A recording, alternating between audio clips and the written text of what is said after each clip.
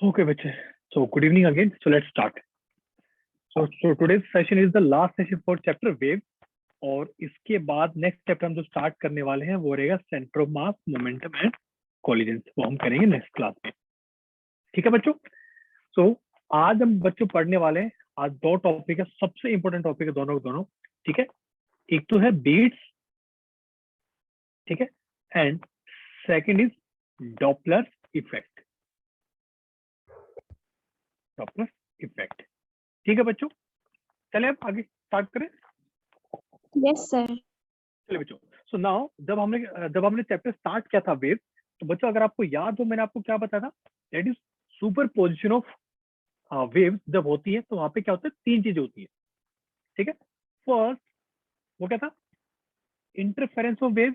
याद है सबको? Yes sir. Interference of wave. इसमें क्या होता था बताओ जल्दी से. इसमें क्या, इसकी कंडीशन क्या होती थी? Amplitude was different frequency and frequency same. Equal, same. ठीक है. सेकंड फिनोमेना क्या था? Standing wave. Standing wave. तो बच्चे इसमें क्या होता था, इसमें कंडीशन क्या होती थी? एम्पलीट्यूड इक्वल एंड फ्रीक्वेंसी भी इक्वल बट डायरेक्शन अपोजिट. दोनों वेव की डायरेक्शन अपोजिट होती थी ना, डायरेक्शन अपोजिट. ठीक है. Now today we will start that is beats. तो बच्चों बीट्स में क्या होता है ना, इसमें बच्चों एम्पलीट्यूड क्या होता है, इक्वल होता है, लेकिन जो फ्रीक्वेंसी होती है ना बच्चों वो होती है डिफरेंट. स्लाइटली, बहुत ही छोटा सा डिफरेंस होता है बच्चों. ठीक है बच्चों, छोटा सा डिफरेंस. फॉर एग्जांपल मान लो अगर ये फ्रीक्वेंसी मान लो, अगर ये मान लो कि 102 हर्ट्ज है, मान लो ये फ्रीक्वेंसी, तो बच्चों ये सेकंड फ्रीक्वेंसी होगी ना, ये अराउंड 100 होगी. इतना सा डिफरेंस होगा. अब आपको ध्यान से देखो, आप जब देखोगे ना, देखो यहाँ पे थोड़ा सा फोकस करना. एक मिनट, सबको आई थिंक स्क्रीन साफ दिख रही होगी ना. देखो बच्चों, अगर आप ध्यान से देखोगे ना, यहाँ पे थोड़ा सा आप फोकस करना कि ये जो वेव है, अगर मैं इस वेव की बात कर, देखो बच्चों ये जो वेव है, ठीक है, और ये वेव, दोनों आपस में क्या कर रही है, एक दूसरे को कैंसिल कर रही है. ये बात किस किस को समझ आ रही है? Yes sir. आपस में दोनों एक दूसरे को कैंसिल कर रही है. लेकिन धीरे धीरे धीरे धीरे देखो, तुम पहुंचोगे कहाँ, यहाँ पहुंचो. देखो यहाँ जब देखोगे ये वेव है बच्चों, ये वेव और नीचे वाली वेव एक दूसरे को क्या कर रही है, सपोर्ट कर रही है, यानी कि कंस्ट्रक्टिव इंटरफेरेंस. याद है सबको कंस्ट्रक्टिव इंटरफेरेंस? देखो पहले देखो शुरू में क्या कर रही थी, एक दूसरे को कैंसिल कर रही थी. अब क्या कर रही है, एक दूसरे को सपोर्ट कर रही है. सोचो इतना छोटा सा फ्रीक्वेंसी में डिफरेंस है. ये बात किस किस को समझ आई? Yes sir. तो देखो अब क्या हो रहा है, साथ साथ में देखो क्या हो रहा है बच्चों, वहीं पे क्या हो रहा है, कंस्ट्रक्टिव इंटरफेरेंस हो रहा है और वहीं पे डिस्ट्रक्टिव इंटरफेरेंस हो रहा है. अब अगर आप जब ध्यान से देखोगे तो बच्चों देखो इसके कॉरस्पॉन्डिंगली देखो, इसके कॉरस्पॉन्डिंगली देखो बच्चों, एम्पलीट्यूड क्या है, 0. रिजल्टेंट का एम्पलीट्यूड 0 है कि नहीं? ठीक है. और जब बच्चों यहाँ पे देखो, जब आप इसके कॉरस्पॉन्डिंग देखोगे तो बच्चों देखो रिजल्टेंट क्या है, मैक्सिमम. दोनों का समेशन है कि नहीं बच्चों? ये वाली बात समझ आई कि जो अभी आपको बोला है मैंने? सर क्योंकि स्टार्टिंग में कैंसिल हो रहा था इसलिए मिनिमम है. बिल्कुल सही. बीट्स बच्चों देखो, आप सबने सुना होगा ना, जो जो जो होता है ना सॉन्ग, जो सॉन्ग्स बनते हैं बच्चों, याद करो उसमें क्या बोलते हैं, अरे इसकी बीट्स अच्छी है, इसका ये अच्छा, उसमें वो कहीं ना कहीं बच्चों जितनी फ्रिक्वेंसियां आपस में इंटर हम जो सुपर इम्पोज करवा रहे हैं ना, वो जो वेव्स होती हैं उनकी फ्रिक्वेंसी बहुत ही कम होती है. अब देखो बच्चों होगा क्या ना, कि ये दिख रहा है आपको, ये मछली टाइप दिख रहा है, मछली टाइप दिख रहा है आपको, ये एम्पलीट्यूड, ये बच्चों बीट्स का एम्पलीट्यूड है जो कि बार बार वेरी कर रहा है. आप सबको दिख रहा है ये? देखो ये जो वेव है इसका एम्पलीट्यूड कैसे है, एक मिनट देखो, ये ऐसे है, एक सेकेंड, ये ऐसे है, फिर ये अगली बार में देखो बढ़ गया, ये बढ़ रहा है, ऐसे बढ़ रहा है. देखो बच्चों ये क्या कर रहा है, एम्पलीट्यूड बढ़ रहा है, फिर क्या, कम होना स्टार्ट हो गया. तो अपनी जो बच्चों वेव कैसे बनेगी, ये वेव अब बार बार क्या करेगी बच्चों, खुद को रिपीट करेगी। कैसे? अब देखो, ये ऐसे से होगा, फिर ऐसे स्टार्ट करेगा ही, फिर ऐसे बढ़ेगा बढ़ेगा बढ़ेगा, फिर क्या, फिर कम, फिर ऐसे धीरे धीरे बढ़ना स्टार्ट करेगा, बढ़ेगा बढ़ेगा बढ़ेगा बढ़ेगा ऐसे, फिर कम, फिर ऐसे ऐसे करते करते करते करते करते करते करते बच्चों देखो, ये बार बार बार। आप सबने सॉन्ग तो सुने होंगे, कई बार आपने कोई मीडिया प्लेयर देखा है जहाँ पे इस तरह की आपको दिखेंगी, इस तरह की चीजें ऐसा आपको दिखता है ना, कई बार जब गाना बजता है यस सर। तो वो बच्चों यही दिखा रहे होते हैं वो। तो ये क्या होगा, ये जो पोर्शन है बच्चों बार बार रिपीट करता रहेगा।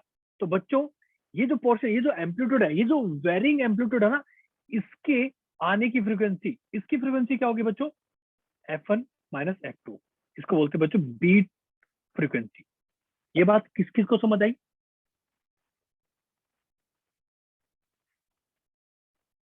ठीक है। और बच्चों जो नेट, जो अपने पास जो क्या बोलते हैं, अपने पास जो एवरेज जो वेव आने वाली है, जो वेव आने वाली है उसके बच्चों फ्रीक्वेंसी क्या हो जाएगी, F1 plus F2 divide by 2। मतलब क्या है? मैं इस फ्रीक्वेंसी की बात कर रहा हूँ, ये वाली, ये जो फ्रीक्वेंसी है ना, ये जो वेव बार बार ऐसे ऐसे से कर रही है, इन वेव की फ्रीक्वेंसी क्या होगी बच्चों, एवरेज फ्रीक्वेंसी। ये बात किस किस को समझ आई?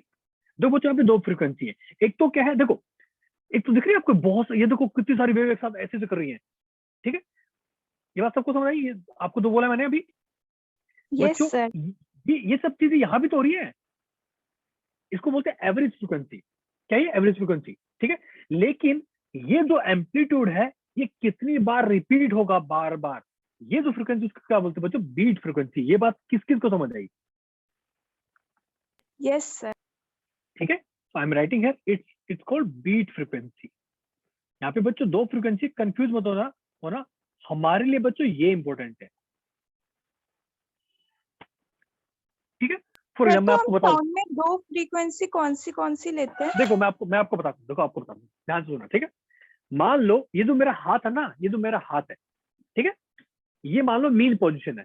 ठीक है, एक ऑब्जेक्ट है बच्चों, एक ऑब्जेक्ट है। ठीक है, ये क्या कर रहा है, ऐसे से कर रहा है बच्चों, ऐसे से कर रहा है। ये जो F1 प्लस F2 है ना, ये कौन सी, ये F1 plus F2 divide by 2, ये वाली ये फ्रीक्वेंसी है। ये बात किस किस को समझ आई? यहां तक समझ आया क्या? ये यस मीन सर। पोजीशन है, ये मेरा हाथ है, मेरा मीन पोजीशन है। ठीक है, वो क्या ऐसे से कर रहा है बच्चों। अब अगर ऐसे से करने लग जाए तो, ये साथ साथ में ऐसे से करने लग जाए तो, अब देखो इसके इसके दो मोशन नहीं हो गए। एक तो ये वाली फ्रीक्वेंसी जो F1 प्लस F2 है, ऐसे फास्ट फास्ट हो रही है, फास्ट फास्ट ऐसे हो रही है। लेकिन बच्चों ऐसे करते करते करते करते ये इधर भी ऐसे जाने लग जाए तो, ऐसे जाने लग जाए तो, एक ये फ्रीक्वेंसी भी होगी ना, कि कितने, ये नंबर ऑफ एक सेकंड में ऐसे कितनी बार जा रहा है। ये तो कर ही रहा फ्रीक्वेंसी, ये तो अलग चीज है। ये जो फ्रीक्वेंसी कर रहा है, ये दूसरी फ्रीक्वेंसी होगी। ये बात किस किस को समझ आई? Yes sir. और यहाँ पे दो मोशन हो रहे हैं, एक तो ऐसे से कर रहा है, ऐसे से, ये फास्ट वाली फ्रीक्वेंसी ऐसे से। ठीक है, ये ऐसे करने लग जाए तो, ऐसे जानने लग जाए, ऐसे देखो, बोलो इसको क्या बोलते हैं, बीट फ्रीक्वेंसी। ठीक है, आगे चले। Yes sir. ठीक, नाउ ओके।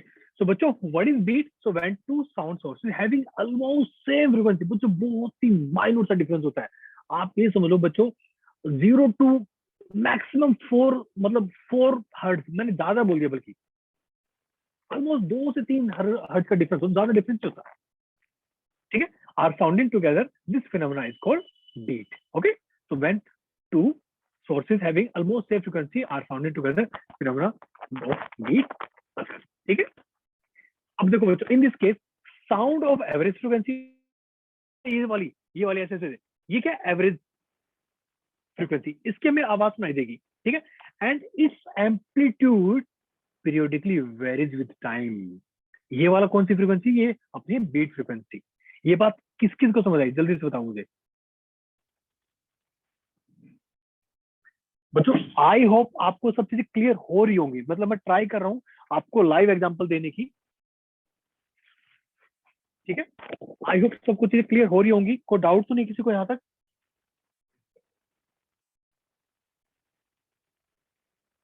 सर आगे पर चले इसमें बच्चों। ये क्या लिखा है, एम्पलीट्यूड पीरियोडिकली वेरीज? हाँ देखो, बार बार चेंज नहीं हो रहा है। देखो एक मिनट, देखो ये अपना जो एम्पलीट्यूड, देखो ये वाला, ठीक है, ये देखो बार बार चेंज नहीं हो रहा। Okay sir. जो वेव बन रही है बच्चों, जो वेव बन रही है, वो उसका एम्पलीट्यूड धीरे धीरे चेंज भी तो हो रहा है। ठीक है, फिर 0 हो जाएगा, फिर होगा। ये बात किसको समझ आ रही है Yes, बच्चों? sir. Clear है. ठीक है, so I am repeating again, so the variation of amplitude is at frequency equal to difference in frequency. बच्चों वेरिएशन ऑफ एम्पलीट्यूड मतलब क्या है? ये जो एम्पलीट्यूड ऐसे देखो बढ़ रहा था, घट रहा था, जो भी था, ये जो फिनोमेना था, ये फिर से कितनी बार बाद, कितने टाइम बाद रिपीट होगा, कितने टाइम तो हम वो भी निकालेंगे। ठीक है, उसकी रिपीट होने की फ्रीक्वेंसी क्या बच्चों? F1 minus F2। ये बात किस किस को समझ आई? ठीक है, इसी को बच्चों बोलते हैं beats. So the repeated variation in loudness. आपने म्यूजिक सुना ना, म्यूजिक में क्या, कभी म्यूजिक बहुत ही हाई चला जाता है, फिर बिल्कुल लो हो जाता है, ऊपर कंपोजिशन हो तो उसको बीट्स बोलते हैं बच्चों, बीट्स। ठीक है, हाँ आगे चले Yes, sir. बच्चों। आई होप सबको चीजें क्लियर समझ आ रही होंगी। अब देखो कभी एकदम हाई मैग्नीट्यूड हो गया, उसी फ्लो में बच्चों क्या हो रहा है, धीरे धीरे कम हो गया, फिर हाई हो गया, ऐसे चल रहा है। ठीक है, चलिए बच्चों अब निकालते हैं अपनी इक्वेशन। देखो क्या बच्चों, मान लो अपने पास दो इक्वेशन, ठीक है, दो वेव है, sound wave, y1 that is equal to a sin omega 1 t। दूसरी वेव क्या बच्चों, a sin t। सर तो जब भी मैकेनिज्म हमें मतलब बीट चाहिए होगी तो सर हमें दो वेव्स चाहिए होगी ना? बिल्कुल बच्चों, देखो सुपर पोजिशन में हमें कम से कम दो वेव तो चाहिए चाहिए। देखो बच्चों एक्चुअली जो चीजें हो रही है ना, ये सारे सुपर पोजिशन ही है, ये सारे इंटरफेरेंस ही हो रहा है। भाई हम दो वेव को मिला रहे हैं, पहले याद करो इंटरफेरेंस में क्या होता है, बिल्कुल शुरू में याद करो सुपर पोजिशन के तीन पार्ट। इंटरफेरेंस में क्या होता था, फिर दो वेव थी लेकिन दोनों के एम्पलीट्यूड डिफरेंट थे, लेकिन फ्रीक्वेंसी सेम थी। उस टाइम कुछ अलग बन रहा था। फिर हम लेके स्टैंडिंग वेव, दोनों के एम्पलीट्यूड और दोनों की फ्रीक्वेंसी इक्वल थी लेकिन डायरेक्शन अपोजिट थी, एक इधर जा रही एक इधर जा रही। अब यहाँ पे क्या हो रहा है, यहाँ पे एम्पलीट्यूड हमने सेम ले लिए लेकिन इस पर हमने फ्रीक्वेंसी थोड़ी सी डिफर कर दी। पहले दो केस में फ्रीक्वेंसी हमने सेम रखी थी। ठीक है, तो जब ऐसा करते हैं तो कुछ और बनता है। अब देखो हम बार बार बच्चों ये इक्वेशन तो लिखते हैं ना, बार बार हम ये तो लिखते हो, क्या लिखते हैं? ये बात किस किस को समझ आई? Yes, sir. बस अब देखो y क्या आ जाएगा, y1 की वैल्यू कितनी है, a sin ओमेगा टी। इसको कॉमन ले लो, a को कॉमन ले लो, अंदर क्या बचेगा, a sin omega 1 T plus sin omega 2 T. ठीक है बच्चों, अब देखो एक फॉर्मूला होता है sin c plus sin d, एक फॉर्मूला होता है, मैं बताता हूँ उसका क्या फंडा होता है।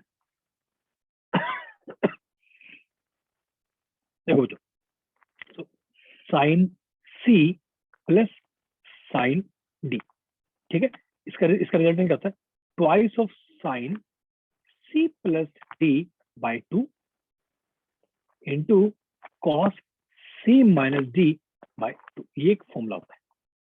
ठीक है, तो यहाँ पे पुट कर देंगे, so y is equal to a twice of, क्या कर दो, twice of sine c plus d।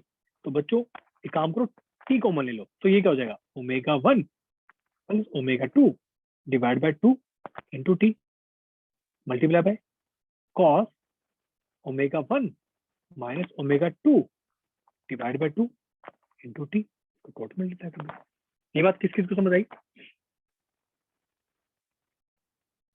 ठीक है, अब देखो क्या करो, आप ओमेगा 1 की जगह 2 पाई f1 पुट कर दोगे तो क्या जाएगा, so a into 2 sine 2 by common ले लो, अंदर क्या बचेगा, f1 plus f2 divide by 2 into T cos 2 pi f1 minus f2 divide by 2 into T. ये बात किस किस को समझ आई यहाँ तक?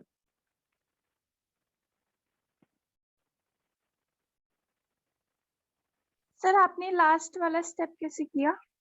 बच्चे मैंने क्या किया, देखो अगर आपको याद हो, मैं एक छोटी चीज लिख देता हूँ यहाँ पे ब्रैकेट में, यहाँ पे लिख देता हूँ मैं, दैट इज एक हम यहाँ लिख देता हूँ। देखो बच्चों याद करो, ओमेगा किसके बराबर होता है, 2 पाई एफ के।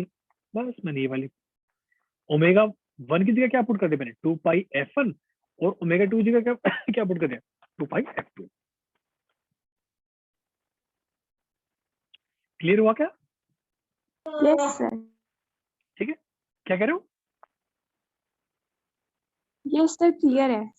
ठीक है, तो फाइनली अपनी इक्वेशन क्या आ जाएगी, so we can write y is equal to क्या है, r sine 2 pi into F1 plus F2 divide by 2 into T, ये अपनी इक्वेशन आ गई। और यहाँ पे बच्चों आर क्या है, R is the amplitude of the beat wave. ठीक है बच्चों, अब यहाँ पे आर की वैल्यू क्या है, so R is equal to twice of A cos 2 pi, sorry 2 pi into F1 minus F2। ठीक है बच्चों, ये अपना आ गया। अब देखो जो एम्पलीट्यूड है बच्चों, देखो क्या है, किस पे डिपेंड करता है, फ्रीक्वेंसी पे डिपेंड करता है, और इंटू टी भी आएगा, सॉरी इंटू टी भी आएगा। अब आपको पता है बच्चों, जो कॉस पाई है उसका ग्राफ क्या होता है, बार बार रिपीट करता है, बार बार रिपीट करता नहीं करता, समझ लो भाई, बार बार रिपीट करता ना, कॉस का ग्राफ कैसा होता है। तो इसलिए हमारे जो आर की वैल्यू बच्चों वो बार बार कभी कम होगी कभी ज्यादा होगी, आपको दिखाऊंगा मैं। यहाँ तक किस किस को समझ आया पहले बताओ।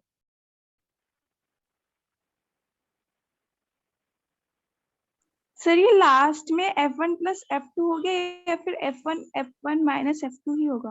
अच्छे, जो साइन वाली चीज है वहां पे F1 प्लस F2 था, याद करो C प्लस D। और जो कॉस वाली चीज वो क्या है, ये कॉस है बच्चों, कॉस या ठीक है था C माइनस D बाई 2। ठीक है, हो जाएगा F1 माइनस F2 बाई 2, और ये अपने क्या जाएगा F1 प्लस F2 बाई 2।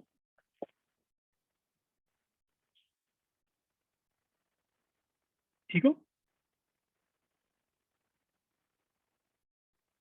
बच्चों, यहाँ तो कोई डाउट है क्या, आगे चले। सर मुझे लास्ट स्टेप नहीं आया। वैसे मैंने कुछ भी नहीं किया है, मैंने तो क्या किया है, ये जो चीज थी ना, एक सेकंड मैं आपको दिखा देता हूँ यहाँ पे, ये वाली जो चीज थी ना, ये और ये मैंने क्या कर दिया, बस इकट्ठे करके यहाँ पे लिख दिए मैंने, ऐसे लिख दिया मैंने। और ये वाला जो है ना, ये ये वाला मैंने यहाँ लिख दिया ऐसे, समझ लो, मैंने बस रीअरेंज कर दिया। Okay sir. ठीक है, आए समझे बच्चों यहाँ तक, ये अपनी क्या, अपनी बच्चों बीट की इक्वेशन आ गई। ठीक है, and you can say it's the equation of S system. तो ऐसे और बार बार ऐसे हो रहा है, बार बार ऐसे हो रहा है, लेकिन प्रॉब्लम क्या है, उसका एम्पलीट्यूड बच्चों बार बार चेंज हो रहा है, एम्पलीट्यूड क्या बच्चों चेंज हो रहा है बार बार। ठीक है, आगे चले, नाउ लेट्स सी। अब बच्चों देखो अपनी इक्वेशन क्या आ गई, मैं फिर से लिख देता हूँ एक बार, डोंट वरी। ठीक, equation is, so R is equal to twice of A cos F1 minus F2 divide by 2 into T. बच्चों अगर मान लो हमें आर मैक्स चाहिए, आर मैक्स,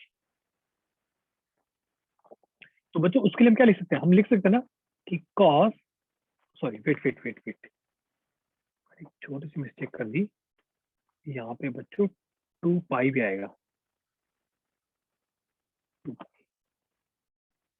ठीक, सो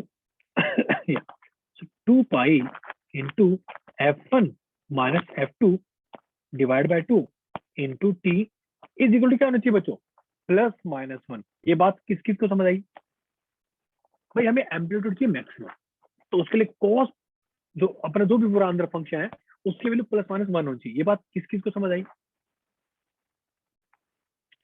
बच्चों। और कॉस जो अपना होता है, ये कब होता है, when cos is n pi, so therefore 2 pi into F1 minus F2 divide by 2 into t must be equal to n pi. क्यों, याद करो बच्चों, देखो कॉस पाई क्या होता है, माइनस 1 होता है, प्लस 1। ये बात किस किस को समझ आई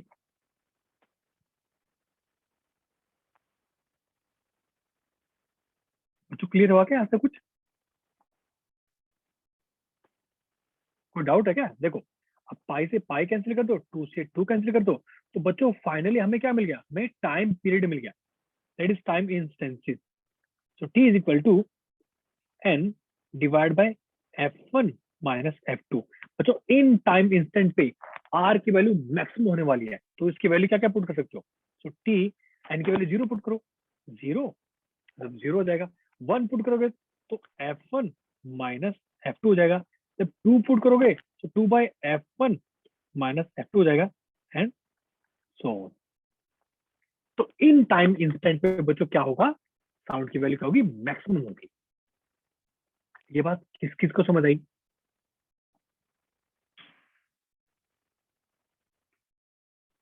बच्चों ये बात क्लियर हुई क्या?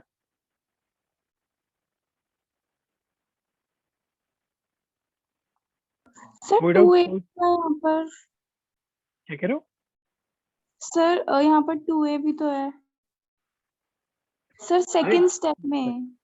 नहीं, जो 2A बच्चा वो तो मैक्सिमम है ना भाई। 2A क्या है, ए तो मैक्सिमम एम्पलीट्यूड होता है, वो तो कांस्टेंट है, और 2 क्या, वो भी कांस्टेंट है। तो सारा किस पे डिपेंड कर रहा है, सारा खेल इसी का खेल तो सारा। और सर +-1 क्योंकि कॉस की वेव है। नहीं बच्चे, कहने का मतलब क्या है कि आर मैक्स कम होगा जब कॉस वाला फैक्टर क्या होगा, उसकी वैल्यू या तो मैक्सिमम होगी या मिनिमम होगी। भाई देखो, एक चीज देखो, मैं आपको यहाँ ग्राफ बनाता हूँ, देखो ग्राफ देखो एक बार तो बच्चे।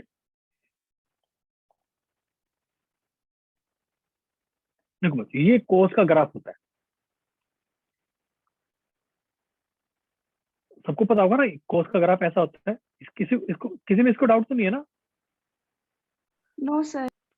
ठीक है बच्चों, अगर आपने ध्यान से पढ़ा होगा ना, तो जैसे ये मान लो अपना कॉस थीटा मान लो, ठीक है, ये थीटा एंगल, एंगल की बात मैं पूरे को थीटा मान रहा हूँ, ठीक है बच्चों।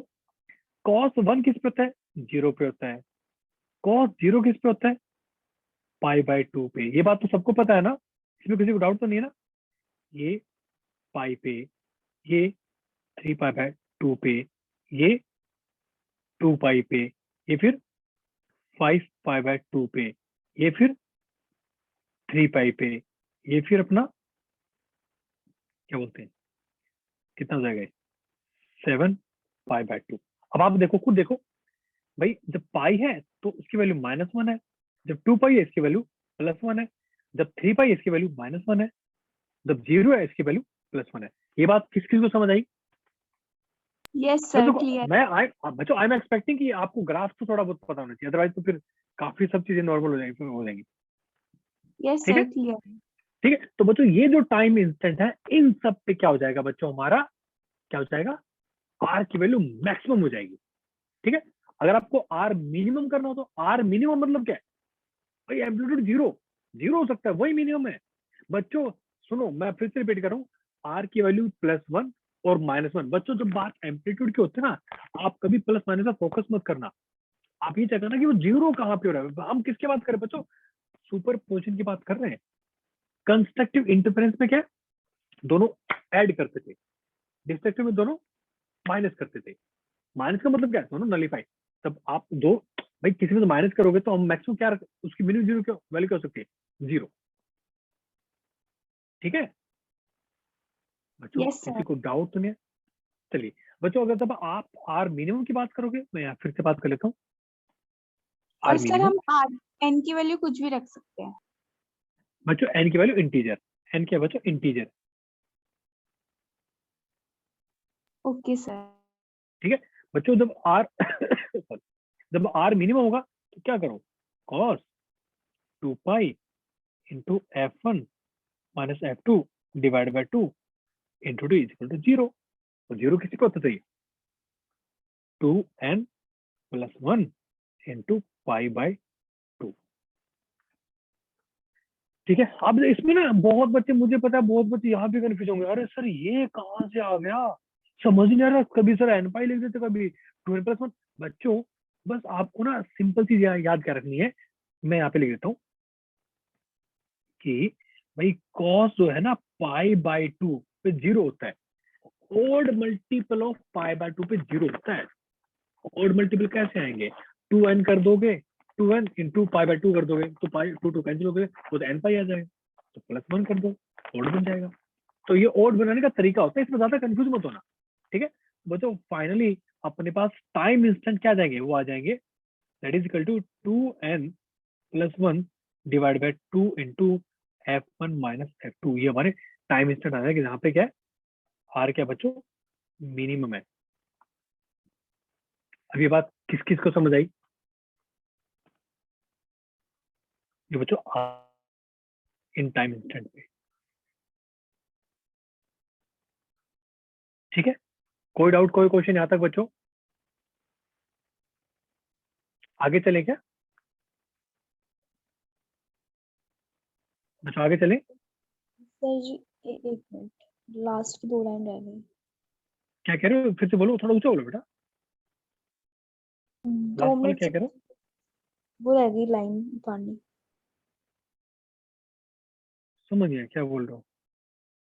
सर वो बोल रहे हैं लास्ट का रिपीट कर दीजिए।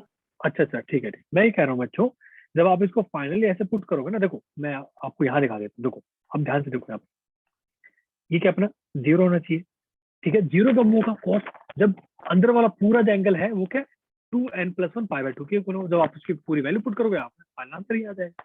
तो 2n+1/2 × F1 - F2। आपको ये सब चीज याद रखने की जरूरत नहीं है, आपको वैसे समझा रहा हूँ मैं ये चीजें, ये आपको याद रखने की जरूरत नहीं है। आपको मेन याद क्या होना चाहिए, आपको याद होनी चाहिए बीट फ्रीक्वेंसी, यानी कि -F2, बस आपको वो याद होना चाहिए अच्छे से। ठीक है, ये अगर आपको पूरा इक्वेशन समझ आ गई तो आपको इतना ज्यादा करने की जरूरत नहीं है। ठीक है बच्चों, कोई डाउट, कोई क्वेश्चन यहाँ तक? आगे नो चलिए क्या? सर। चलिए आगे चलते, आगे बढ़ते हैं जिंदगी में। देखो बच्चों, अब मान लो अगर आप आपसे कोई पूछ ले कि बीट पीरियड क्या हुआ, पीरियड ऑफ बीट्स, बच्चों देखो, एक मान लो इस इंस्टेंट पे मैक्सिमम हो रही है, फिर इंस्टेंट में मैक्सिमम हो रही है, फिर इंस्टेंट में, ऐसे से, तो बच्चों इन दोनों का जो टाइम डिफरेंस निकालोगे वो क्या आ जाएगा अपना, बीट पीरियड आ जाएगा। भाई बीट पीरियड का मतलब क्या है कि जो जब मैक्सिमम हो रहे, जब हमारा एम्पलीट्यूड मैक्सिमम हो रहा था, उसके बीच में इंटरवल कितना है, सिंपल सा है ना। देखो अब यहाँ पे मैं काम करता हूँ, देखो मैं एक चीज आपको रिपीट कर देता हूँ, कुछ बच्चे कंफ्यूज हो गए होंगे फिर भी। बच्चों आर मिनिमम के लिए हमारे पास कंडीशन क्या आ गई थी, that is T is equal to 2n+1 divide by 2 × F1 - F2। ठीक है, तो बच्चों आप एन की वैल्यू 0 पुट करो, अब 0 पुट करोगे ये क्या आ जाएगा 1/2 × F1 - F2। आप 1 पुट कर दो, ये क्या आ जाएगा 3/2 F1 - F2। आप 2 पुट कर दो, ये क्या आ जाएगा 5/2 F1 - F2। तो बच्चों जब आप इनका डिफरेंस निकालोगे, ठीक है, या तो आप इनका डिफरेंस निकालो या फिर आर मैक्स जो आया था उनका डिफरेंस निकालो, वो जो डिफरेंस आता है बच्चों उसको क्या बोलते हैं बीट पीरियड, और we can say period of beat, यानी कि पीरियड ऑफ बीट्स, मतलब बच्चे टाइम पीरियड की बात चल रही है। क्या लिखेंगे इसको, टी बी, दैट इज क्या हो सकता, अब देखो इसमें से ये माइनस कर दोगे, आपको दिखा देता हूँ, चलो मान लो ये कर, यहां से कर दो 3/2 F1 - F2 -1/2 F1 - F2। जब आप इसको माइनस करो क्या आ जाएगा फाइनली, आ जाएगा 1/F1 - F2। ये अपना क्या गया पीरियड ऑफ बीट्स। ये बात किस किस को समझ आई?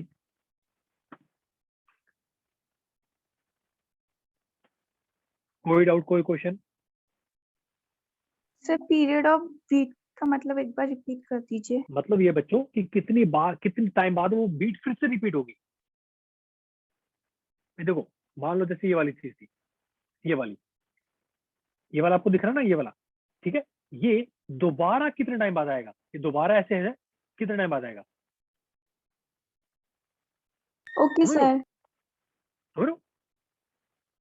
ठीक है, इसको क्या बोलते हैं दोस्तों, बीट पीरियड। ठीक है, सो मैं आपको यहाँ पे वो कर देता हूँ, सो time between two successive maxima and minima. आया समझ में, या तो मिनिमा या मैक्सिमा के बीच में जो टाइम पीरियड उसको क्या बोलते हैं बच्चों, बीट पीरियड। इसकी वैल्यू क्या होती है 1/F1 - F2। अगर आप बीट फ्रीक्वेंसी बात करो, number of beats per second, वो क्या आ जाएगा, बस ये वाला अपना, इसके जो सबसे इंपॉर्टेंट है। ये बात किस किस को यहाँ तक समझ आ गई मेरे प्यारे प्यारे बच्चों? सबको यहाँ तक क्लियर हुआ क्या? मेन फंडा क्या है, beat frequency, that is F1 - F2। अगर आपको वो पता है तो आपको क्या बोलते हैं बीट पीरियड भी पता है, क्यों, उसका रेसिप्रोकल होता है। याद करो टाइम पीरियड क्या होता था मेरे प्यारे प्यारे बच्चों, टाइम पीरियड फ्रीक्वेंसी क्या होती है 1/T। तो बच्चों बीट फ्रीक्वेंसी क्या हो जाएगी 1/TB, that is F1 - F2। ये बात किस किस को समझ आई? यस सर सर ये आपने डेल्टा वी लिखा है? क्या कह रहे हो बच्चों? सर ये आपने वी की साइड में क्या लिखा हुआ है? वी नहीं, सॉरी, एफ की साइड में। ये मतलब सॉरी, बी है ये, बी। ठीक है, आगे चलेगा बच्चों, देखो टाइम अपने पास कम है। Okay sir.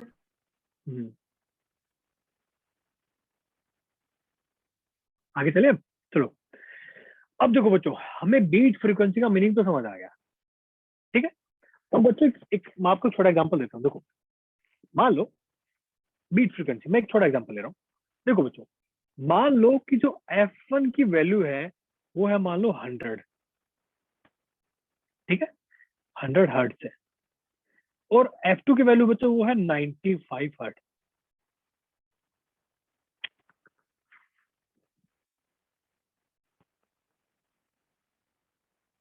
95 हर्ट्ज। तो बच्चों यहाँ पे बीट फ्रीक्वेंसी कितनी आ गई?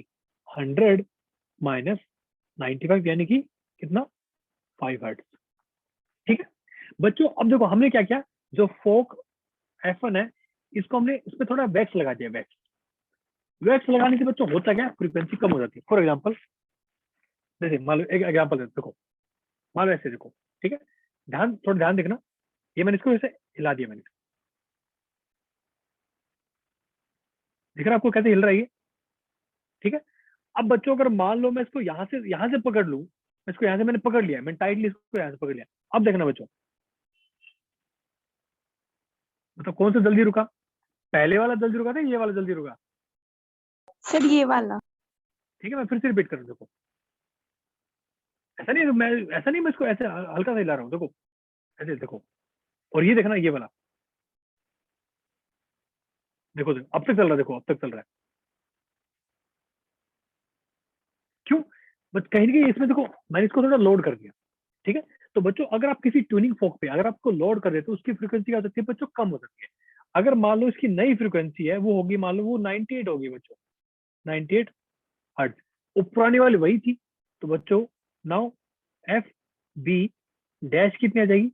98 माइनस 95, यानी कि बीट फ्रीक्वेंसी कितनी होगी बच्चों? 3। तो डिक्रीज होगी ना बीट फ्रीक्वेंसी, समझ लो। सिमिलरली बच्चों, अगर मान लो मैं सेकंड वाले को क्या कर दूं, सेकंड वाले को लोड कर देता हूँ, तो ठीक है मान लो इसको लोड कर दिया, इसकी फ्रीक्वेंसी मान लो अब कितनी होगी? 92 हर्ट्ज होगी बच्चों। तो बच्चों एफ बी डबल डैश क्या हो जाएगी? इसकी पहले कितनी थी? 100। भाई F1 को हमने छेड़ा नहीं है, हमने इस बार F2 को छेड़ा है। माइनस 92 हर्ट्ज, कितना होगा ये? 8 होगी, यानी कि बीट फ्रीक्वेंसी हमारी बढ़ गई। अगर किसी फोक को आप थोड़ा पतला कर देते हो, पतला कर दोगे ना, तो उसकी फ्रीक्वेंसी बढ़ जाती है। ये मैं आपको इसलिए बता रहा हूँ क्योंकि कई बार क्वेश्चन में क्या करते बच्चों, आपसे टेढ़े मेढ़े क्वेश्चन पूछते हैं। मतलब आपको ये बोल देंगे कि एक फोक पे हमने वैक्स लगा दिया, एक को हमने थिन कर दिया, तो समझ जाना जिसपे वैक्स लगा उसकी फ्रीक्वेंसी कम हो गया, ठीक है। और जिसको हमने क्या कर दिया, इसको हमने थिन कर दिया, उसकी फ्रीक्वेंसी बढ़ गई है। ये बात किस किस को समझ आई? Yes sir. ठीक है। एंड बच्चों ध्यान रखना, अगर बीट फ्रीक्वेंसी, मान लो कई बार आपसे पूछ लेते हैं, अगर beat frequency is greater than 12 hertz माइ और 14 हर्ट्ज, अगर इससे ज्यादा ना, सो वी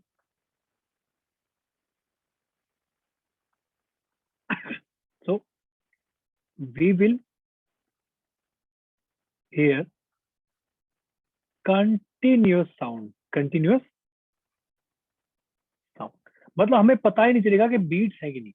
इसका मतलब क्या है, अगर मान लो फ्रीक्वेंसी ज्यादा हो जाए 12 से 14 हर्ट्ज के बीच में, अगर इससे ज्यादा हो जाए ना, आप पता ही नहीं कर पाओगे कि साउंड में कोई बीट्स है भी या फिर कंटिन्यूअस है। फॉर एग्जाम्पल जैसे मान लो ये है, देखो एक सेकंड में 1 2 3 4 5, ठीक है, मैंने एक सेकंड में 5 किया बेटा, तो आपको साफ साफ पता चल रहा है इसकी फ्रीक्वेंसी कितनी होगी? 5। देखो एक सेकंड में मैंने कितना किया? 5 किया मैंने। अगर मैं एक सेकंड में अगर 14 कर दूं ना, 14 कर दूं, तो आपको पता ही नहीं चलेगा कि इसमें कोई बीच में टाइम गैप है भी या फिर ये साउंड, ये जो साउंड है कंटिन्यूस है। ये बात किस किस को समझ आई?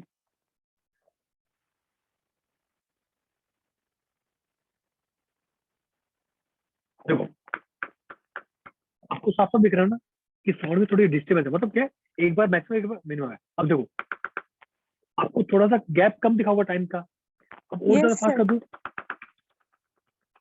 मैं कर नहीं सकता, मतलब 14 साउंड बहुत मुश्किल होती है, तो जैसे ही कर दूंगा ना तो आपको लगेगा कि साउंड कंटिन्यूअस है, कोई बीच नहीं बीच में। ठीक है, चलिए चलिए बच्चों, अगर बात हम इको की करते हैं, इको सबको पता है इको क्या होता है, आपके जो साउंड रिफ्लेक्ट होकर आपको आती है। तो बच्चों अगर आपकी साउंड अगर रिफ्लेक्ट होकर आ रही है, अगर 1/10 सेकेंड अगर इससे कम टाइम ले रही है ना बच्चों, देन यू कांट डिटेक्ट, मतलब आपको इको पता ही नहीं चलेगी। अगर 1/10 सेकेंड का अगर टाइम डिफरेंस दोनों के बीच में, तो if sound takes more than 1/10 of a second to reflect back, then only you can feel echo. ये बात किस किस को समझ आई? इसलिए बच्चों, जो पहाड़ों में जाते हो ना, पहाड़ों में आप जब बोलते हो तो रिफ्लेक्ट होकर उसको आने में टाइम लगता है, तो आपको साफ साफ सुनाई देती है इको। या फिर आपने देखा बड़े हॉल के अंदर, बड़ा हॉल जो होता है ना, तो बड़ा हॉल है, उसमें क्या होता है, आप बोल रहे हो तो पीछे जो दीवार है उससे रिफ्लेक्ट होकर उसको आने में टाइम लगता है, इसलिए कई बार आपको हॉल पे आपको ना सुनाई देती है इको। तो उसको हटाने के लिए क्या करते हैं, पीछे स्पीकर लगा देते हैं। ठीक है, उससे होगा क्या, अगर वो साउंड आ भी रही ना, तो वो जो साउंड वहां पे जो स्पीकर है, ठीक है, वो टाइम गैप कम कर देती है उनके बीच में। ये बात किस किस को समझ आई? Yes sir. ठीक है, आगे चले, चलिए इस पे एक छोटा सा क्वेश्चन एक करते बार हैं। ये देखो 1/10 वाला रिपीट कर दीजिए क्या क्या क्या, फिर से रिपीट करो। सर, ये 1/10 वाली बात। कहने का मतलब क्या है, अगर मान लो मैं बोल रहा हूँ और रिफ्लेक्ट होकर अगर साउंड आ रही है, अगर वो टाइम 1/10 सेकेंड से ज्यादा लेगी ना, तो आपको इको सुनाई देगी, वरना कंटिन्यू साउंड होगी, कंटिन्यू, आपको पता ही नहीं चलेगा। ठीक है, ओके सर।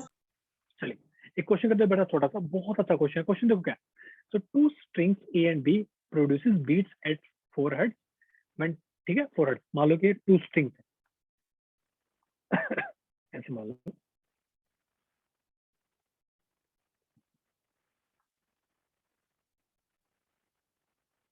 ऐसे हमने बांध रखे।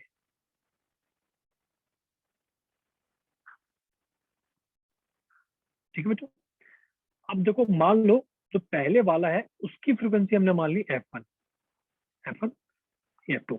Now as per this question, so F1 minus F2 कितना है, 4 hertz। अब हमें नहीं पता कि F1 ज्यादा है F2 ज्यादा, हमें कुछ नहीं पता, हमें पता ही नहीं है कौन सा ज्यादा है। तो बच्चों को भी यहाँ पे नेगेटिव के चक्कर में मत पड़ना, यार F1 माइनस, अगर मान लो ये 90 है ये 100 है, तो बच्चों बीट कितनी है, बीट कितनी है, बीट फ्रीक्वेंसी कितनी है, 10। ठीक है, कभी नेगेटिव चक्कर में मत पड़ना है। अब सेकंड केस में क्या बच्चों, now when tension in B is slightly increased, बच्चों हमने क्या कर दी, टेंशन हमने बढ़ा दी है सेकंड वाले केस में, तो बीट फ्रीक्वेंसी कितनी होगी बच्चों, 2 हो गई। नाउ F2 डैश क्या होगा बच्चों, हमने देखो जो टेंशन बढ़ेगी, अगर मतलब ओके ये एफ ए मान लो, एफ ए एफ बी, तो बच्चों अगर टेंशन बढ़ेगी तो जो उसकी फ्रिक्वेंसी है वो भी बढ़ जाएगी, वो भी इंक्रीज हो जाएगी। अब क्या रहेगी, अब कह रहे हैं कि जो बीट फ्रिक्वेंसी है वो क्या है, वो 2 है। So F A minus F B dash कितना हो गया, अब 2 हर्ट्ज हो गया। ये बात यहाँ तक किस किस को समझ आई? ठीक है ना, question is if the frequency of A is 300, यानी कि एफ ए कितना दे रखा है इन्होंने, 300 दे रखा है हर्ट्ज, तो हमें बतानी है कि फ्रीक्वेंसी ऑफ बी। बच्चों आप सीधे सीधे बताओ, F A minus F B अगर 4 हर्ट्ज है, ठीक है, सो हमारे पास दो पॉसिबिलिटी है, एफ बी क्या हो सकती है, एफ ए अगर 300 है, 300 minus F B is equal to 4, तो बच्चों एफ बी क्या हो सकता है, 304 हो सकता है, और 296 हो सकता है। ये बात किस किस को समझ आई?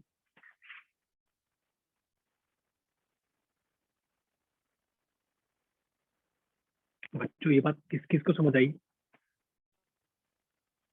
भाई आपको ये डिफरेंस कितना चाहिए, आपको डिफरेंस 4 चाहिए, मैं कह रहा हूँ फिर से नेगेटिव चक्कर में मत पड़ना।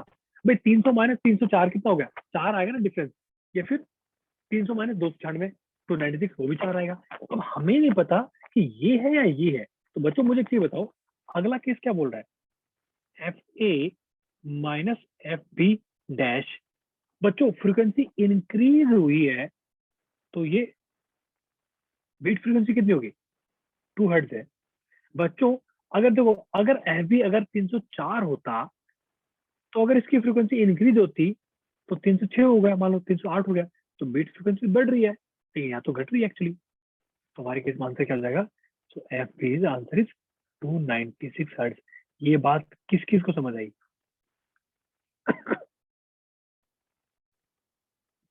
भाई अगर मान नो लो सर, एफ बी, नहीं।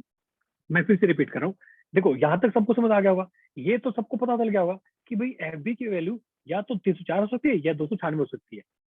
यहाँ तक सब क्लियर है? Yes sir.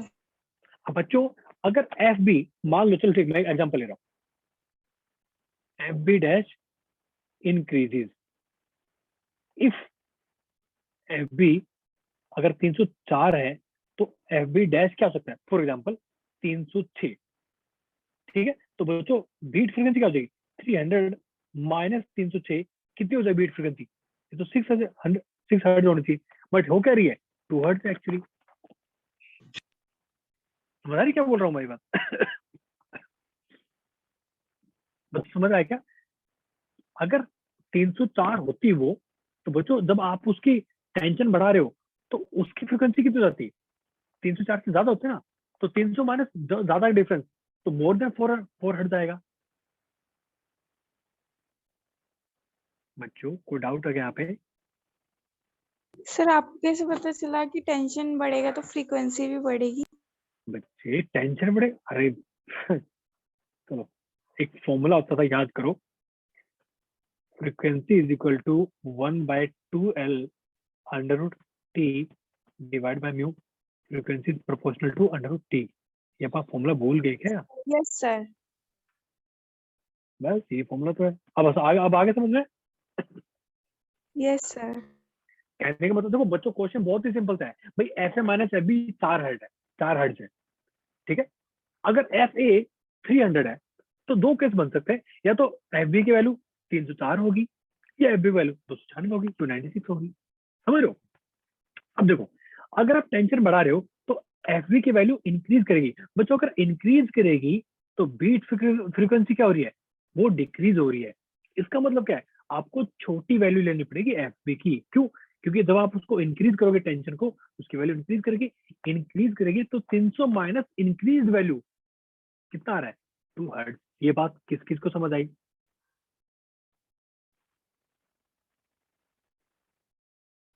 मुझे ऐसे क्यों लग रहा है कि बच्चे कंफ्यूज हो गए हैं? चलो मैं फिर से रिपीट करता हूँ।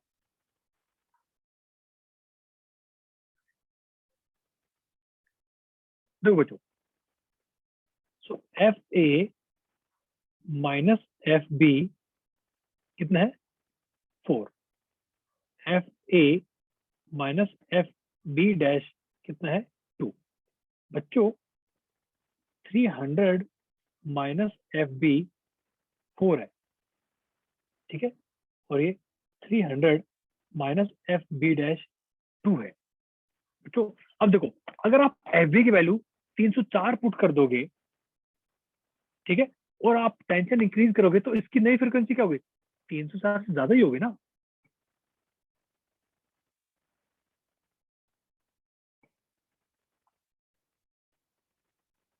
इफ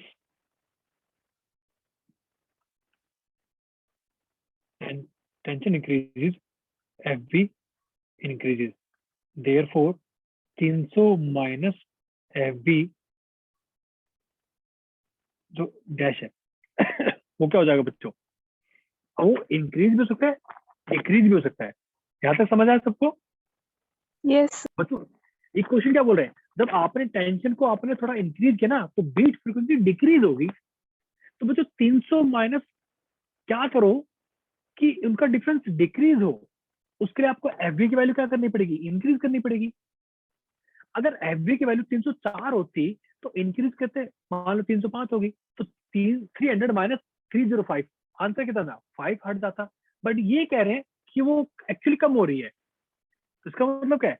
एफ बी की वैल्यू 300 से कम होगी ना, यानी कि 296। जब आप उसको इंक्रीज करोगे 298 हो गया, मान लो 300 माइनस 298 कितना हो गया? 2 हर्ट्ज हुआ नहीं हुआ? Yes sir. बस तो आंसर कितना आ गया अपना? 296। बच्चे आगे चले, अभी देखो हमारे पास टाइम नहीं है बिल्कुल भी। अब मैं एक टॉपिक और भी करना है 296, ठीक है। चलिए बच्चों, ये क्वेश्चन आपका होमवर्क क्वेश्चन है। Question is a string under tension of 1 to 9.6 newton produces 10 beats per second, ठीक है। When it is vibrated along a tuning fork. तो बच्चों एक ट्यूनिंग फोक है, ठीक है, उसकी फ्रीक्वेंसी मान लो एफ है। तो एफ माइनस F1 कंडीशन लगा रहा हूं मैं, ये कितना है 10 बीट्स। ये फर्स्ट इक्वेशन आ गई, ठीक है। When the tension in the string is increased to 160 Newton, it sounds in unison. बच्चों unison का मतलब क्या है? Wait. एक minute. Means frequency of string is same as of tuning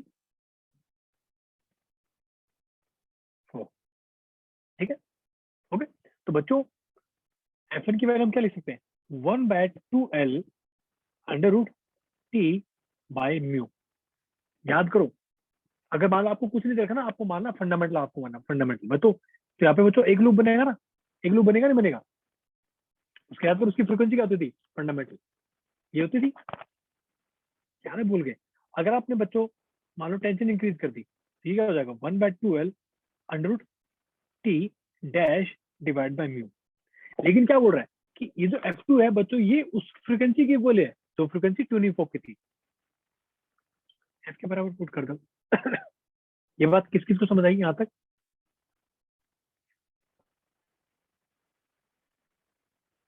तो देखो यहाँ से आप क्या कर सकते हो, F minus 10 is equal to F1, ठीक है। और F इज इक्वल टू ये क्या हो जाएगा? 1/2L under T dash divide by mu. और ये क्या था? F1 क्या था? 1/2L under T divide by, आप एक काम करो, आप इन दोनों को डिवाइड कर सकते हो। So F minus 10 divide by F, ये क्या हो जाएगा? 1/2L under T by mu divide by 1/2L under T dash by mu. बाकी सब कैंसिल हो जाएगा, अंदर क्या बचेगा? T by T dash. आप वैल्यू पुट करते हैं, आपको F की वैल्यू आ जाएगी। ये बात किस किस को सर समझ आई एक यहाँ बार पे? बस बता दीजिए। देखो मैं फिर से रिपीट कर रहा हूँ। मान लो कि जो अपना ट्यूनिंग फोक है उसकी फ्रीक्वेंसी F है, मैं यहाँ लिख देता हूँ। देखो इसकी फ्रीक्वेंसी बच्चों F है, और अब जो स्ट्रिंग है इसकी फ्रीक्वेंसी F1 है। दूसरे केस में बच्चों क्या है? लूप सेम बन रहा है, इसकी फ्रीक्वेंसी F2 हो गई है। एक मिनट,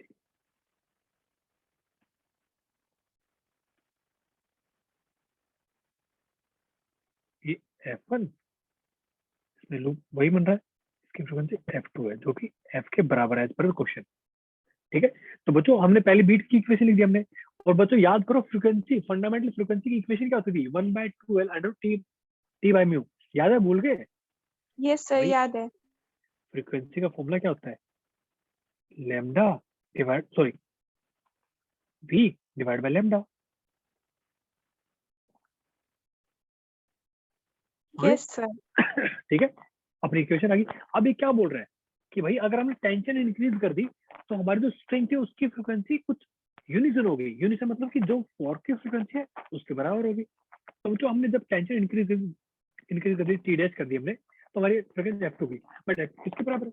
F के। तो मैंने क्या कर दिया, मैंने यहाँ से लिखा F minus 10 is equal to F1। F1 की वैल्यू क्या है? ये वैल्यू यहाँ पुट कर दी मैंने, ठीक है। और F की वैल्यू किसके बराबर थी? ये वैल्यू। तो मैंने क्या कर दिया, दिस डिवाइड बाय दिस, अगले यहाँ पे कर दिया, आपके आंसर आ जाएगा, ठीक है। तो आप आगे कर लेना, मैंने ऑलमोस्ट मैंने सेम कर दिया, पूरा सोल्व कर दिया, आपको टेंशन की वैल्यू पुट करनी है, ठीक है। नेक्स्ट टॉपिक बच्चों डॉपलर इफेक्ट। क्या बच्चों? डॉपलर, देखो बच्चों होता है दोस्तों क्या, कई बार आपने देखा होगा जब दूर से एम्बुलेंस आ रही होती है, ठीक है, तो जैसे आप आपके पास से निकलती ना, आपको बहुत तेज साउंड सुनाई देती है कि नहीं? Yes sir. ठीक, अब ऐसे क्यों होता है? इसलिए होता है बच्चों, देखो जब मान लो हमारी जो एम्बुलेंस थी, जब वो यहाँ पे थी, इस मोमेंट पे मान लो यहाँ पे थी, वो यहाँ पे थी, तो आपको बस फोकस किस पे करना है? बाहर वाली वेव पे फोकस करो बस। तो बच्चों इसने साउंड वेव छोड़ी, वो साउंड वेव सेम टाइम पे यहाँ भी पहुंची इस साइड में और वो यहाँ पहुंची। लेकिन अब होता क्या है ना कि जब हमारी एम्बुलेंस चल रही है तो बच्चों जब साउंड वेव अपने ऐसे से पहुंच रही थी, साथ में क्या एम्बुलेंस चल भी रही है, तो बच्चों जो नई वेव्स है, जो नई वेव है, उन्होंने कुछ डिस्टेंस एक्स्ट्रा कवर कर लिया because of speed of this ambulance. ये बात किस किस को समझ आई? दिख रहा है ना? तो अगर एम्बुलेंस इधर जा रही है तो यहाँ पे ज्यादा वेव इकट्ठी होगी, पास पास होगी है, और यहाँ पे वेलोसिटी का और यहाँ पे वेव्स कम है। ये बात किस किस को समझ आई? Yes sir. तो बच्चों नंबर ऑफ वेव्स अगर इंक्रीज होंगी पर सेकेंड तो फ्रीक्वेंसी इंक्रीज होगी नहीं होगी? राइट साइड में क्या नंबर ऑफ वेव जो इकट्ठी है ज्यादा हो गई है एज कम्पेयर टू लेफ्ट। तो बच्चों इसलिए जब आपके पास में जब ऐसे कुछ चीज आ रही होती है ना आवाज करती हुई, आपको तेज आवाज सुनाई देती है, ठीक है, और जैसे चली जाती है आपको कम आवाज सुनाई देती है। क्यों? Because of this Doppler effect. ये बात किस किस को समझ आई? Yes sir. ठीक है, याद करो हमने एक फॉर्मूला पढ़ा था इंटेंसिटी का। Intensity is equal to half rho v into omega A का होल स्क्वायर। तो intensity is proportional to F square. याद है? भूल गए? अगर फ्रिक्वेंसी बढ़ेगी तो आपको वेव की इंटेंसिटी ज्यादा सुनाई देगी। ये बात किस किस को समझ आई? यस ठीक सर। है, तो बात करते हैं बच्चों। अब देखो मान लो कि गाड़ी आपके तरफ आ रही है ना, तो आपको इंटेंसिटी, आपको जो फ्रिक्वेंसी ज्यादा सुनाई देगी। एपरेंट फ्रिक्वेंसी क्या है बच्चों? हाई होगी as compare to actual frequency. जो एक्चुअल फ्रिक्वेंसी ना हॉर्न की वो तो एफएच है, लेकिन हमें उससे ज्यादा सुनाई देगी। अगर वो दूर जा रही है तो हमें कम सुनाई देगी। ये बात किस किस को समझ आई? And it's because of relative motion between observer and source. तो इसको क्या मानो? ये अपना क्या बच्चों? सोर्स है, ये अपना ऑब्जर्वर है। यहाँ तक सब क्लियर है? यस सर क्लियर है। ठीक है, चलो बच्चों अब देखो। हाँ, अब कंडीशन ये कि बच्चों मान लो कि डॉपलर इफेक्ट होता कब कब नहीं है। ठीक है, अभी हम पढ़ेंगे जो भी और चीज होती है, लेकिन क्या क्या कंडीशन होती है जहाँ पे हम डॉपलर इफेक्ट को कंसिडर नहीं करते। पहली बात ये, अगर सोर्स एंड लिसनर अगर दोनों रेस्ट पे हैं एक दूसरे के, क्योंकि देखो बच्चों डॉपलर इफेक्ट होता है बिकॉज ऑफ रिलेटिव मोशन। अब अगर दोनों रेस्ट पे, मान लो कि जो सोर्स है,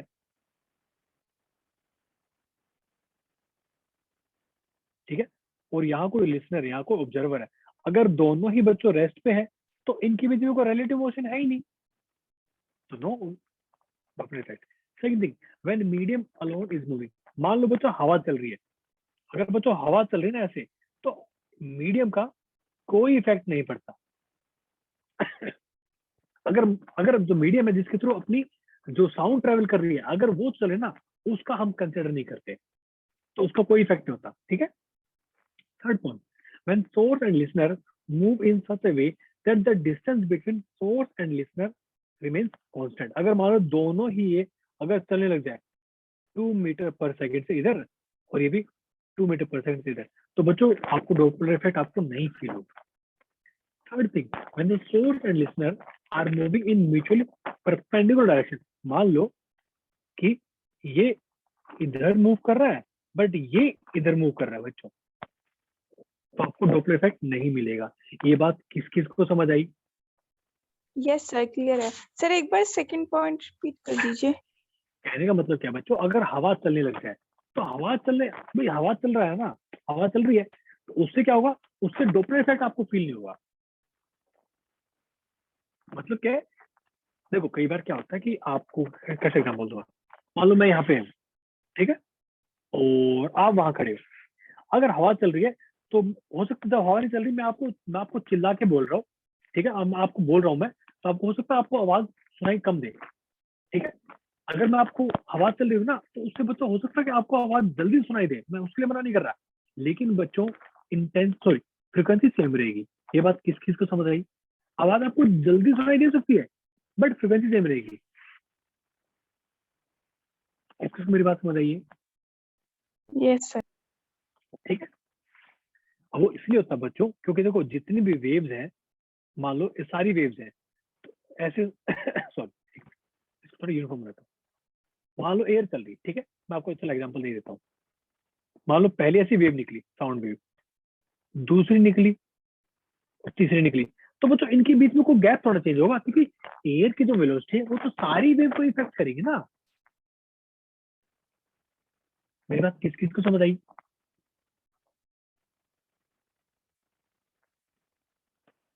क्लियर? आगे चले, चलो अब एक क्वेश्चन करते हैं। क्वेश्चन से पहले बच्चों, यस, सबसे इंपॉर्टेंट फॉर्मूला बच्चों क्या है? ये बच्चों बहुत ही इंपॉर्टेंट फॉर्मूला है। So apparent frequency is equal to F, sorry wait wait wait, not F. But sir जब हवा चलती है सर, हमें तो फिर भी एम्बुलेंस की आवाज सुनती है। बच्चे सुनाई देती है, बट एक मिनट रुको, मैंने कब बोला कि हवा चलेगी तो आपको एम्बुलेंस की आवाज सुनाई नहीं देगी?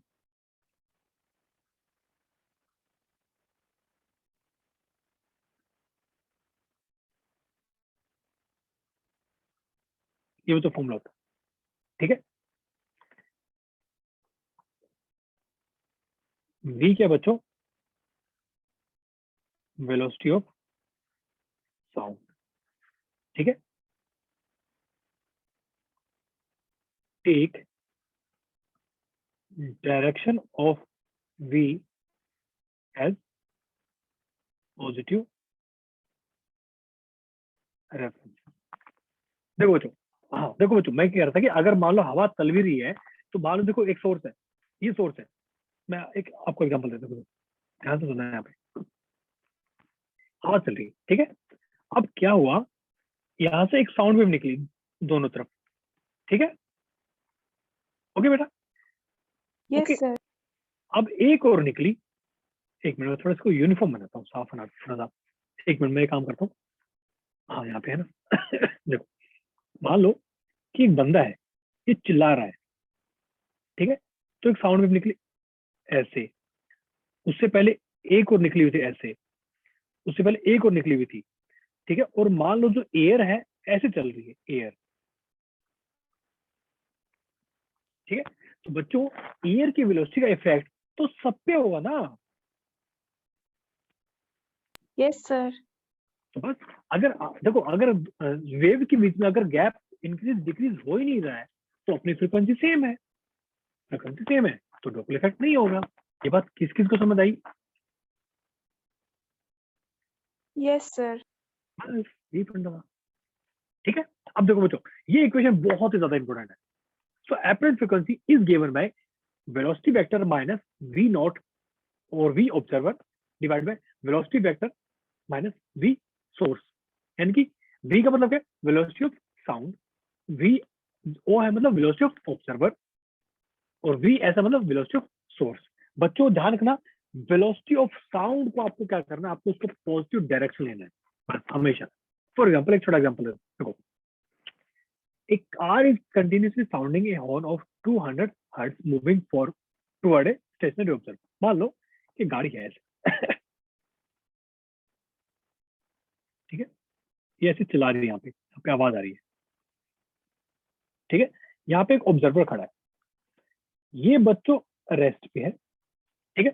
नाउ ये क्या बोल रही है कि जो गाड़ी है ना, उसकी जो स्पीड है वो वेलोसिटी ऑफ साउंड जो है ना उसके 20th 1/20 टाइम है।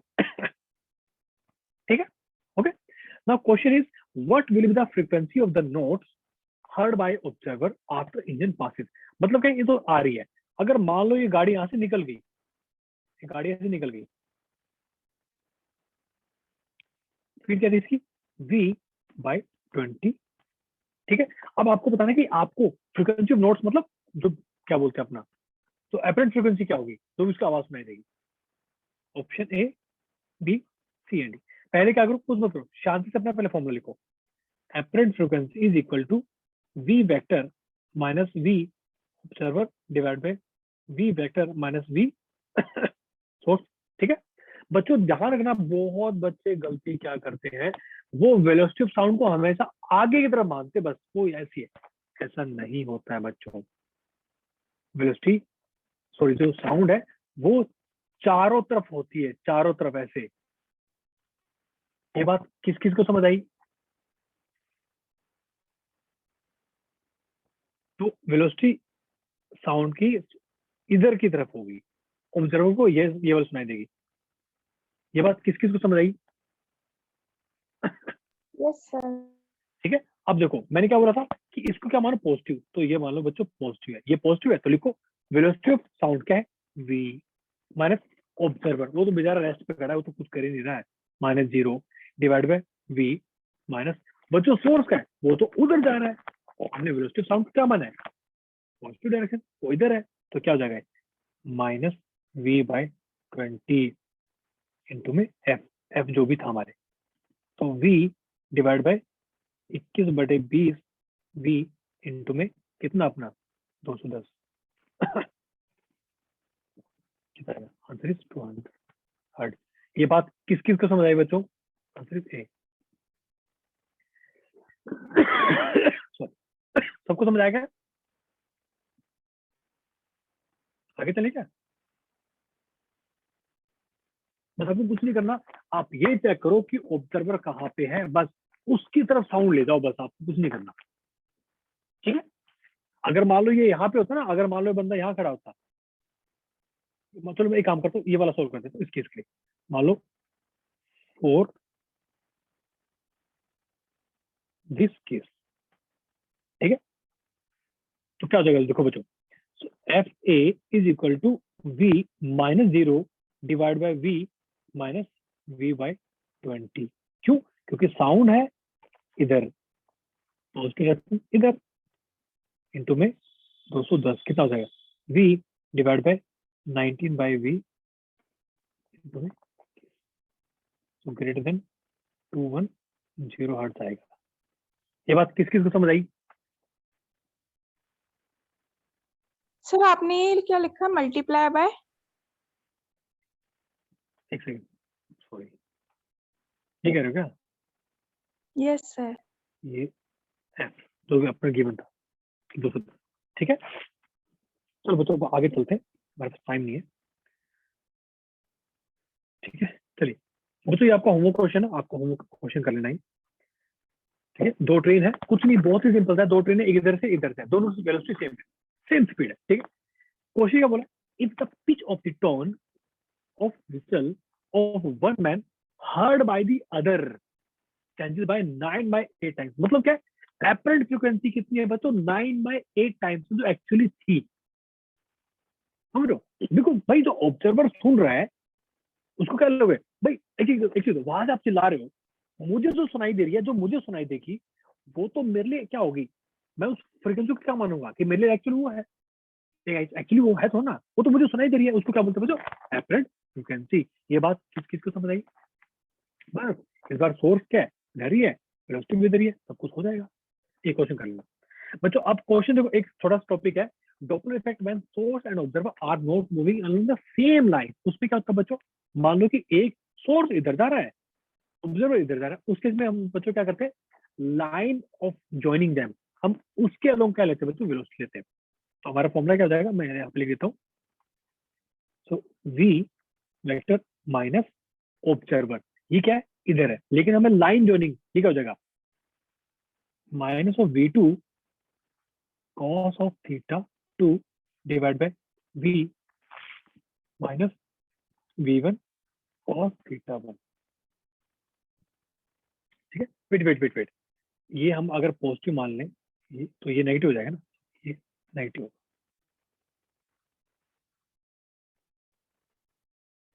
अगर मान लो अगर वेलोसिटी साउंड इधर पॉजिटिव है, ये अगर पॉजिटिव मान लो तो ये क्या हो जाएगा, minus of v2 cos theta 2। ये फॉर्मूला किस किस को समझ आ गया? हमें क्या लेना बच्चों, हमें वो कंपोनेंट लेने दोनों के वेलोसिटी के, सोर्स के भी और ऑब्जर्वर के भी, जो लाइन जॉइनिंग देम, उसको उन दोनों को जो ज्वाइन करिए, उसके अलावा हमें कंपोनेंट लेना है। ये बात किस किस को समझ आई? Yes sir. ठीक है, इस पे छोटा सा क्वेश्चन कर लेते। देखो क्वेश्चन देखो क्या है, a car is approaching a crossing at 50 metre per second and sounds a horn of 400 hertz. तो इन्होंने क्या रखा है, फ्रीक्वेंसी दे रखी है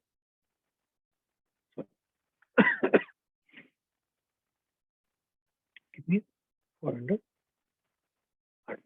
When 600 meter from crossing, what frequency is heard by observer 800 metre from crossing as shown. एक speed of sound हमें दे रखा है बच्चों, ऑब्जर्वर क्या है वो रेस्ट पे, तो बच्चों जो लाइन ज्वाइनिंग हो जाएगी दोनों को, जो ज्वाइन कर रही है वैसे हो जाएगी ऐसे, ठीक है। मान लो ये एंगल कितना है θ1, ये एंगल कितना है θ2, ये तो मैटर नहीं करता क्योंकि इसके वेलोसिटी है नहीं, वो तो ऑब्जर्वर ऐसे खड़ा, ठीक है। तो बच्चों लिखो apparent frequency is v vector minus v observer divide by v vector minus v source. तो v कितना है 330 इंटू में f माइनस ऑब्जर्वर तो 0 है तो कोई पढ़ना ही नहीं है, डिवाइड बाय 330 माइनस बच्चों, अब देखो ये हमें कॉस कॉम्पोनेंट लेना है। अगर आप बच्चों यहाँ पे थोड़ा ध्यान दोगे, देखो ये क्या है बेस, ये परपेंडिकुलर है, तो हम लिख सकते हैं ना tangent of θ1 is equal to कितना हो जाएगा 800 डिवाइड बाय 600, समझ आ रहा सबको। तो ये क्या हो गया 4/3, तो बच्चों यहाँ से हाइपोटेन्यूज कितना आ जाएगा 5, सो कॉस ऑफ θ1 क्या हो जाएगा 3/5। ये बात किस किस को समझ आई? Yes sir. ठीक है, ओके। सो अब यहाँ पुट कर दे वैल्यू, क्या था कितनी वेलोसिटी है 50 इंटू 3/5 तुम्हें कितना है 400 आ जाएगा डिवाइड में 100 आ जाएगा 44 हर्ट्ज। Answer is B. मुझे ये बात किस किस को समझ आई?